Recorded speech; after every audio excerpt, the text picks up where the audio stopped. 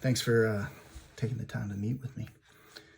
I'll go ahead and describe my most rewarding college or work experience. As a matter of fact, they're kind of one and the same right now.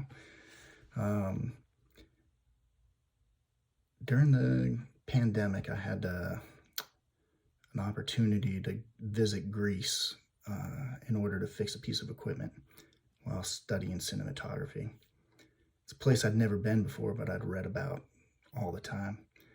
And through a course of events, missed flights, and the tedium of traveling during the pandemic, I found myself in Geneva, Switzerland, where I wasn't supposed to be. And when the Swiss told me they didn't know if I could leave the country the next day or stay overnight, I knew that I was in some kind of dire straits.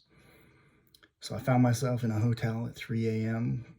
in a ball on the floor with just an exhausted body and a mind that was having difficulty continuing to function. And at 5 a.m. when I woke up, I started moving again. My body and my mind got back in sync. And I went to the airport and got through customs and made my way onto a plane. And I've never felt so glad to visit and simultaneously glad to leave a place than flying out of Geneva over the Alps. It's beautiful. But if you don't know how you got there or whether or not you can leave, it can be pretty trying. So it's the first time that I had to do that out of uniform, anything quite like that. When I touched down in Crete for the first time, actually first in Athens, I realized why so much of the history played out the way it did, because you have this archipelago of islands and a peninsula coming up out of the middle of the Mediterranean, and it's just mountains and water all around. So there are places where people cross paths, and you see in the landscape where the history was, and it makes a lot more sense. It all of a sudden becomes three-dimensional and a little more alive.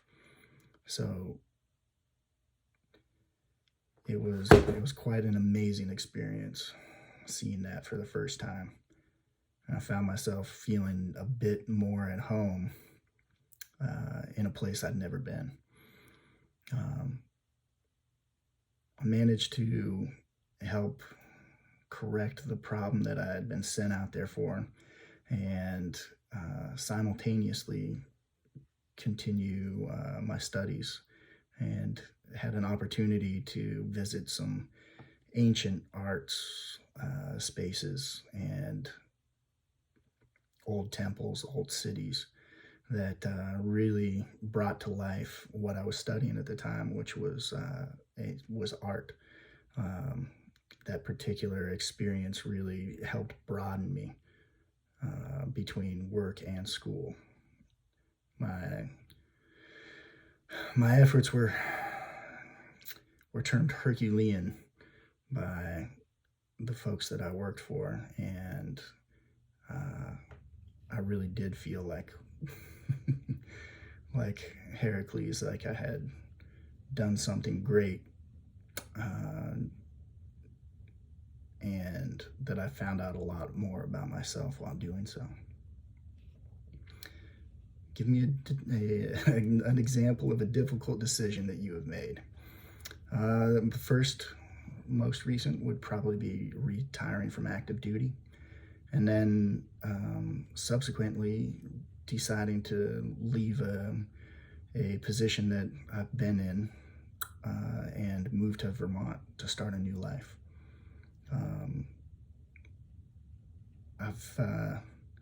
It took a great deal of work over the last couple of years of school, which I'm about to finish, that I got to a point of realizing that their risks are really, really just the opportunities that we have. And success or failure, just two sides of the same coin. So, I tended to uh, take my time and rationalize decisions to the point of almost not even being able to make a decision when I first left the service. And now, in the last couple of years, I've managed to cultivate the the understanding that not making a decision is really making a decision, and that taking a risk and, say, moving to a state you've never been to really poses a whole lot of opportunities, in that you'll see things that you've never seen before, and have a chance to really expand your experiences and use those to grow.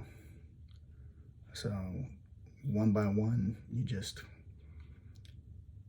take those risks, those opportunities, and continue on. What have you already accomplished?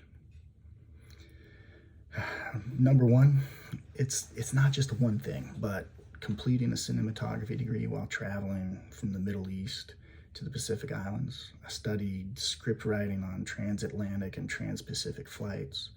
I practiced pitching to passengers who were intrigued by what I was working on.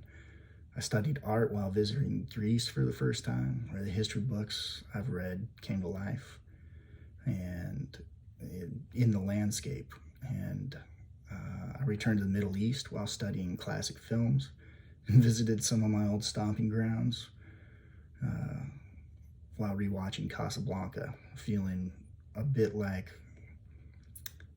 closer to Rick, like a man without a country, caught between opposing forces. How are you different? I spent the last 3 years learning a completely different way of seeing the world, of which I'd already seen much. But looking through a lens of the world and actively seeking feedback from people who may have never seen what I have helped me learn to be more vulnerable and trusting. Helped me to open up to another world, far from the confines of the military service and its constant churn. What are your weaknesses? My biggest weakness is starting a project where I can't see the end. I usually have a vision of what the final piece will look like and work my way back to the beginning, counting the steps along the way so that I know what to look for and how to deal with the problems that come up. It's made me quite good at solving problems that others can't, because I usually see them before they arrive. But it requires a great deal of imagination to find the way from the end to the beginning and account for those problems along the way. When I get stuck on a problem, it's usually because the end isn't clear. But I've learned to direct my energy when that does happen. And I look